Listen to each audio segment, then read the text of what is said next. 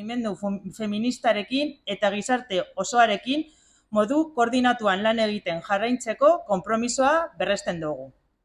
Este año queremos poner la atención en los discursos negacionistas de la violencia machista contra las mujeres que nacen alentados por un contexto europeo y mundial de avance de la ultraderecha. Esta reacción ante los avances en los derechos de las mujeres banaliza la violencia contra las mismas y su entorno.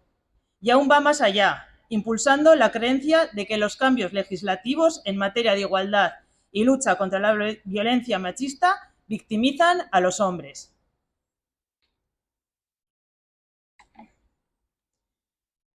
Naiz eta gero eta sentsibilizazio eta kontzientzia kolektibo handiago egon emakumeen aurkako indarkeriarik gabeko gizartearen alde, bai esparru legalean eta politikoan, bai sozialean, gaur egungo joera neomatxista hazten ari da. Batez ere, mutil eta gizon gazteengan eta adin ertainekoetan eta eremu digitalean, bereziki. Manosfera deitu zaion eremuan, mezu misogino eta berdintasunen aurkako mezu ugari daude. Así, la juventud está recibiendo mensajes tales como que la violencia no tiene género, que se trata de un invento ideológico o que las políticas de igualdad han llegado demasiado lejos. Diskurtso horien aurrean, emakumeen aurkako indarkeria matxistaren datuek gogorazten digute gure gizarteak egiturazko arazo bat duela, emakumeen eta gizonen arteko desberdintasunean oinarritzen dena. El negacionismo es un problema global y también desde Naciones Unidas se ha dado la voz de alarma para alertar de las cada vez mayores amenazas a la igualdad y de la creciente normalización de la misoginia, sobre todo en los medios digitales. Hori guztia kontuari hartuta. Durangoko udala emakumeen aurkako indarkeria ezesertu nahi duen edozein diskursoen aurka agertzen gara, eta honako konpromiso hauek hartzen ditugu. Activar un muro de contención colectivo ante cualquier reacción machista que niegue o banalice la violencia contra las mujeres en nuestro municipio.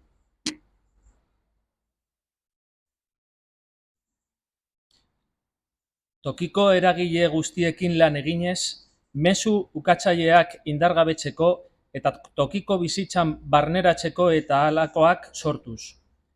Partaidetza mailak, zurrumurru misoginoi eta mezu ukatzaileei aurre egiteko tokiko sareak, komunikazio bateratuak, erantzun publiko eta kolektiboko protokoloak, tomar medidas de sensibilización dirigidas a la juventud, para desactivar los mensajes misóginos, violentos contra las mujeres y contrarios a la igualdad que reciben diariamente, especialmente a través de los medios digitales. Gune formal eta informaletan, eskola komunitateari zuzendutako hezkuntza eta prestakuntza prozesuak indartzea. Indarkeria matxistaren aurrean, mezu eta jarrera ukatzaile horiei aurre egin eta desaktibatzeko.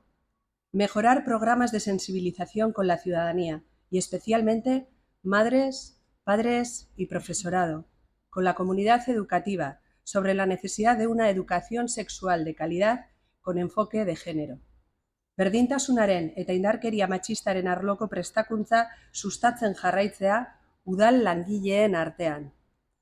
Herritarrei dei egiten diegu azaroaren 25ean Durangon emakumeen aurkako indarkeria ezabatzeko nazioarteko eguna dela eta deitutako mobilizazioekin bat egiteko.